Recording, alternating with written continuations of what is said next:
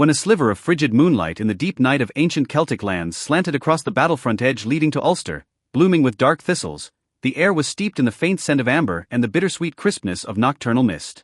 Within a stone niche shrouded by heavy shadows, where the distant sound of tides striking cliffs could be heard, a woman draped in a cloak of raven feathers, her eyes reflecting a profound sense of universal desolation, quietly opened her empty hands. She was not plotting to make tomorrow's battle bloodier. Instead, within her mind, utilizing an inner imaging sharpened by long vigils over causality, she repeatedly ruminated on the philosophical metaphors of extinction. She was Morrigan, the phantom goddess of Celtic myth, an intellectual sentinel who chose solitude at the zenith of power, exiling herself to the ruins of battlefields for millennia. This is a chronicle of how restraint erupts into power, and how dread is transmutated into nobility. The genesis of Morrigan's life held none of the clamor or rowdy heroism typical of the Celtic gods. Instead, it was a dark grey foundation woven from the rhythm of causality and dim starlight within the folds of the primordial earth.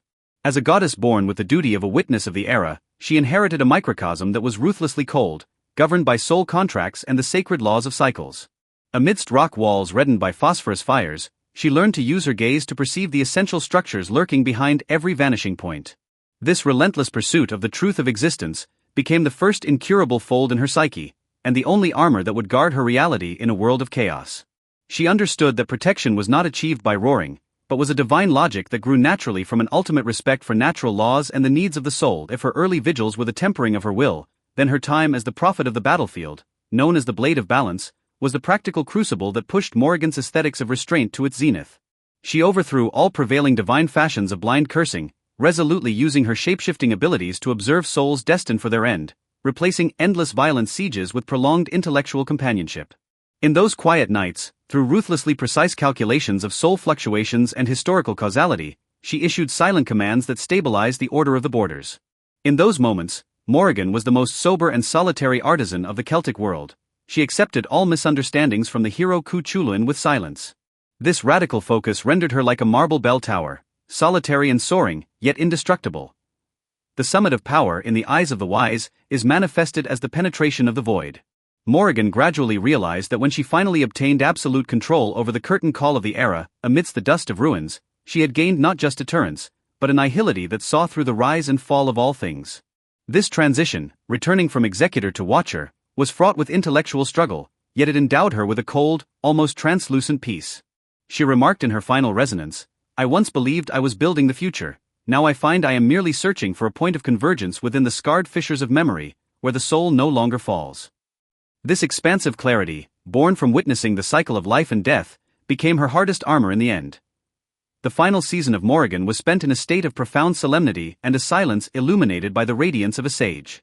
By then, the goddess's body had become remarkably weightless from tens of thousands of years of guarding. Her once heavy black feather robes now hung loosely upon her slender frame. In her final conscious moments, she requested the ethereal winds carry her to the cliffside overlooking distant heathfires, to listen one last time to the tides, a melody belonging to her inner self, with no audience but the void. She closed her eyes, tracing a final arc of completion across her chest with hands that had held 10,000 scepters and turned 10,000 star maps. The evening wind carried away the final sigh of this great recluse. She left behind no vast temple legacies, only this scorched solitary wisdom that still glows after 2 millennia. Even today, millennia after the myth faded, the name Morrigan remains the sole sanctuary for many insomniac seekers in the deep of night. What she left behind was not a towering monument of victory, but a spiritual template of self-restraint and high-born departure. In absolute shadow, she maintained absolute sobriety. Amidst absolute temptation, she held on to absolute logic. Beneath the forest ruins worn smooth by history, she maintains that posture of leaning her head to listen, as if still soothing this increasingly restless and anxious world. Her life was a long cultivation of deconstructing brilliance, an intellectual long march seeking sacred rhythms amidst the chaotic dust of the world. Morrigan's story thus draws to a slow close amidst the fading whispers of the tides in the wilderness. She was never a symbol existing for fame. She was merely a weary soul who steadfastly refused to compromise with mediocrity. Inner tranquility is your only true and eternal refuge. Just as she did during the coldest Celtic winter nights, guarding a flickering candle and searching for a fulcrum of existence within the void through her pen. Please believe that in every person's life, there is a watcher's stone of their own, a private space for dialogue with the self that requires no outward explanation. May Morrigan's serenity and vastness become the softest feather in your dreams, carrying you to the farthest, most tranquil shore of the soul. Good night, and may sweet dreams be with you.